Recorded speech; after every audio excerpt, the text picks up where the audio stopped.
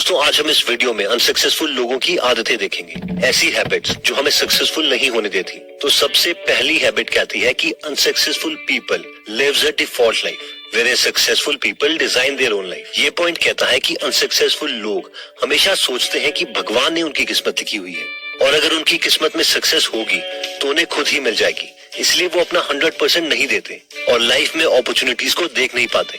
एक बार मैं एक लाइब्रेरी में गया था, वहाँ पर काम कर रहे लाइब्रेरियन से मेरी बात हुई। जब हमारी काफी डिस्कशंस हुई तो उन्होंने बताया कि वो लाइब्रेरी में टेम्परेरी बेसिस पर है और उन्हें हर मंथ सिर्फ 8,000 रुपए मिल रहे हैं। वो मैरिड थे और उनके 2 छोटे छोटे बच्चे थे।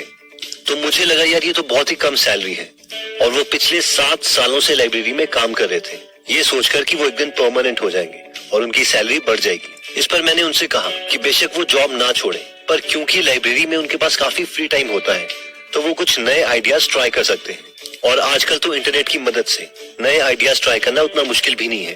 तो इस पर उन्होंने मुझसे कहा कि सर ऐसा नहीं होता, मैंने देखा है कि जब किस्मत में हो तो वो मिल ही जाता है। हमारी काफी बहस हुई और मुझे कन्विंस करने के लिए उन्होंने मुझे एक भगवान की स्टोरी सुनाई।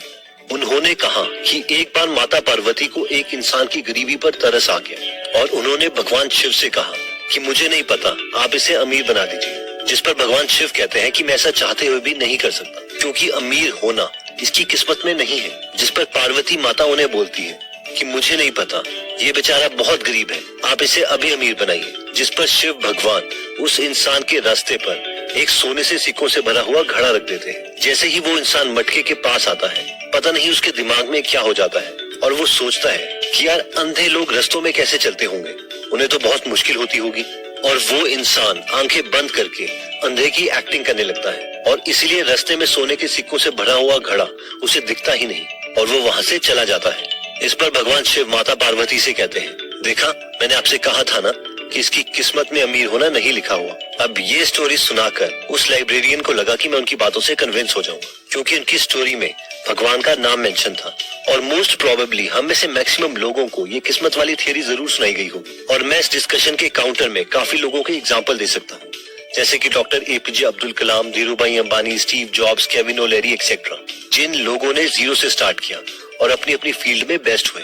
लेकिन इस पर मैक्सिमम लोगों का ये काउंटर लॉजिक होता है कि इनकी किस्मत में भी पक्का अच्छा ही लिखा होगा, तभी तो ये 0 से हीरो बन पाए। क्योंकि ये लॉजिक मुझे उस लाइब्रेरियन ने भी दिए थे और इस पर मैंने उनसे एक बात कही थी जिसकी वजह से वो सोचने लगे थे और हमारी डिस्कशन वहीं पर खत्म हो गई थी। मुझे नहीं पता कि उस बात का उनके माइंड पर कितना असर हुआ और क्या मैं उन्हें परमानेंट चेंज कर पाया या नहीं, लेकिन ये जरूर है कि मैं उनके 35 साल पुराने इस आइडिया को चैलेंज जरूर कर चुका था। और मैंने उनसे ये कहा था, चलो मान लिया कि भगवान ने हमारी लाइफ की एक स्क्रिप्ट लिखी है, लेकिन अगर आप बहुत मेहनत करोगे, इतनी मेहनत की भगवान भी आपसे खुश हो जाए और उस वक्त अगर आप भगवान से कहोगे कि आपको सक्सेस चाहिए तो क्या भगवान आपको ये बोलेंगे कि नहीं, मैं इस चीज का कैपेबल नहीं हूँ, मैंने तुम्हारी लाइफ की स्क्रिप्ट पहले ही लिखी है और मेरे पास कोई रबड़ नहीं है उसे मिटाने के लिए। इतना इनकेपेबल तो भगवान नहीं है और ना ही इतना निर्दयी है।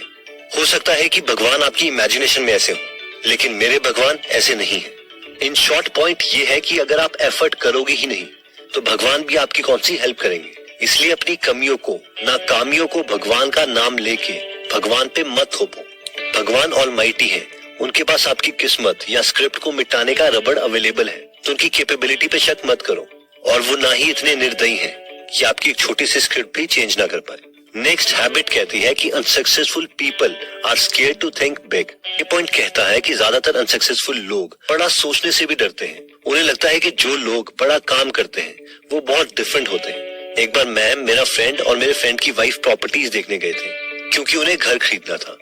जिस एरिया में हम गए थे वहाँ पर एक बहुत सुंदर विला बना हुआ था जिसे देखने के लिए हम भी वहाँ चले गए। जब हमने वो विला देखा तो उसका प्राइस प्रॉपर्टी डीलर से पूछा जो हमें प्रॉपर्टीज दिखा रहा था और वो काफी कॉस्टली था, जिसे सुनकर मेरे फ्रेंड की वाइफ ने मेरे फ्रेंड से मजाक में कहा, तुम्हारी हिम्मत कैसे हुई इतनी कॉस्टली प्रॉपर्टी देखने की।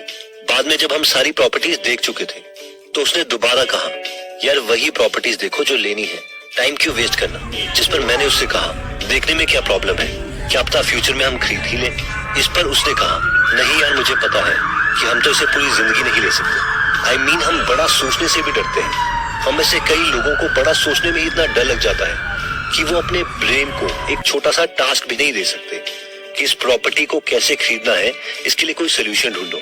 अब हमें बड़ा सोचने से क्यों नहीं डरना चाहिए। इसे आज जरा कम्प्लीटली डिफरेंट वे में देखने की कोशिश करते हैं। एक बहुत ही अच्छी बुक है sapiens, a brief history of human kind. इस बुक में काफी चीजों को यूनिवर्स से कंपेयर किया गया है और इस पॉइंट को भी हम इस तरीके से कंपेयर करके एक अच्छा पर्सपेक्टिव गेन कर सकते हैं। Okay, so let's start. ये अर्थ है और हम यहाँ पर रहते हैं, जहाँ पर हम सक्सेसफुल होने के सपने देख रहे हैं या कोई नौकरी चाहते हैं या पैसा कमाना चाहते हैं। ये अर्थ का साइज है जब हम इसे अपने सन से कंपेयर करते हैं। अगर हम थोड़ा जूम आउट करें तो हमें हमारा घर, हमारा देश, इवन हमारा अर्थ भी दिखाई नहीं देगा। और अगर हम थोड़ा और जूम आउट करें तो हमें हमारा सोलर सिस्टम भी दिखाई नहीं देगा, क्योंकि ये हमारी गैलेक्सी है, आकाशगंगा, मिल्की वे। अगर हम थोड़ा और जूम आउट करें तो हमें हमारी गैलेक्सी भी दिखाई नहीं देगी, क्योंकि ऑब्जर्वेबल यूनिवर्स में अरबों गैलेक्सीज हैं। आप में से कई लोग कहेंगे कि सर बस अब डराओ मत, लेकिन ये करोड़ों गैलेक्सीज भी यूनिवर्स का छोटा, बहुत छोटा सा टुकड़ा है जो कि अमेरिका का हबल टेलीस्कोप देख सकता है। और ऐसी बिलियंस ऑफ गैलेक्सीज हैं। चलिए दोबारा से जूम इन करते हैं अर्थ में जहां हम रहते हैं। अब ये देखने के बाद आपको क्या लगता है कि आपका सबसे बड़े सपने को वो ऑलमाइटी पूरा नहीं कर सकता? उसके लिए हमारा अर्थ भी बस एक ग्रेन ऑफ सैंड है। आपको इस छोटे से अर्थ का सबसे छोटा सा टुकड़ा चाहिए अपना ड्रीम हाउस बनाने के लिए, या फिर वो रेड फरारी चाहिए जो कि अर्थ में ही पड़े मेटल से हमने बनाई। ये सब उस मैग्निफिसेंट यूनिवर्स की क्रिएशन के सामने कुछ भी नहीं है। इसलिए लिमिट्स सिर्फ हमारे ब्रेन में है, ना कि उस ऑलमाइटी की कैपेबिलिटी में। इसलिए बड़ा सोचने से घबराओ मत। सक्सेसफुल और अनसक्सेसफुल लोगों में नेक्स्ट डिफरेंस आता है, जो कहता है कि unsuccessful people think that they are avoiding risk, यानी अनसक्सेसफुल पीपल सोचते हैं कि वो रिस्क को अवॉइड कर रहे हैं। लेकिन सच्चाई ये है कि रिस्क ना लेके उन्होंने खुद एक बहुत बड़ा रिस्क ले लिया है। जब 1990s में इंटरनेट ग्रो हो रहा था तो टेस्ला और स्पेसएक्स के फाउंडर इलॉन मस्क पीएचडी कर रहे थे और अमेज़न के फाउंडर जेफ बेजोस एक हेज फंड कंपनी में जॉब कर रहे थे। जब इन दोनों ने देखा कि इंटरनेट के यूजर्स हर साल 2300% से इंक्रीज हो रहे हैं, तो इलॉन मस्क ने अपनी पीएचडी छोड़ दी और जेफ बेजोस ने अपनी जॉब छोड़ दी, क्योंकि इन दोनों को अपनी कैपेबिलिटीज में यकीन था। इन्हें पता था कि अगर इन्होंने ये अपॉर्चुनिटी मिस कर दी तो वो कभी खुद को माफ नहीं कर पाएंगे। जेफ बेजोस से जब इंटरव्यू में पूछा गया कि उन्होंने इतना बड़ा रिस्क क्यों लिया, क्या उन्हें डर नहीं लगा, तो उन्होंने कहा कि मैं हमेशा 90 ईयर प्रिंसिपल का यूज करता हूँ। यानी वो इमेजिन करते हैं कि जब वो 90 साल के हो जाएंगे तब उन्हें क्या लगेगा, और फिर वो अपनी प्रेजेंट सिचुएशन को इमेजिन करते हैं। उन्होंने कहा कि मैंने उस 90 साल के जेफ बेजोस से पूछा कि क्या उसे कोई गिल्ट महसूस होगा कि उसने जवानी में एक अपॉर्चुनिटी के लिए जॉब छोड़ दी। और इस पर उस 90 साल के जेफ बेजोस ने उनसे कहा कि उन्हें ज्यादा दुख होगा अगर उन्होंने वो इंटरनेट की अपॉर्चुनिटी मिस कर दी, क्योंकि वो एक मीडियोकर लाइफ नहीं जीना चाहते। अब हम में से मैक्सिमम लोग बोलेंगे कि हम तो इतना बड़ा रिस्क नहीं ले सकते। चलिए मान लेते हैं कि इलॉन मस्क और जेफ बेजोस का रिस्क बहुत बड़ा था, लेकिन हम कैलकुलेटेड रिस्क तो ले सकते हैं। हम जो भी एक्स्ट्रा चीज अचीव करना चाहते हैं उसके लिए अपने फ्री टाइम में हर रोज 3 से 4 घंटे स्पेंड कर सकते हैं। उस स्किल के लिए एक्सपर्ट्स की बुक रीड कर सकते हैं, ऑनलाइन कोर्सेज कर सकते हैं, क्योंकि अगर हमें कोई चीज अच्छी लगती है तो उस चीज के लिए टाइम स्पेंड करना एक मुश्किल बात नहीं होगी। और क्या पता हमें अपने पैशन में इतने पैसे कमाने का मौका मिल जाए जिसकी वजह से हम अपने पैशन को प्रोफेशन बना लें। तो दोस्तों, इस वीडियो में हमने अनसक्सेसफुल लोगों की 3 आदतें देखी, जिसमें हैबिट नंबर 1 थी unsuccessful people lives default life whereas successful people design their own life. यानी अनसक्सेसफुल लोग सब कुछ किस्मत पर छोड़ देते हैं, खुद की कमियां भगवान पे दे देते हैं, क्योंकि सच्चाई ये है कि उन्हें डर लगता है कि अगर वो एक और बार फेल हो गए तो क्या होगा।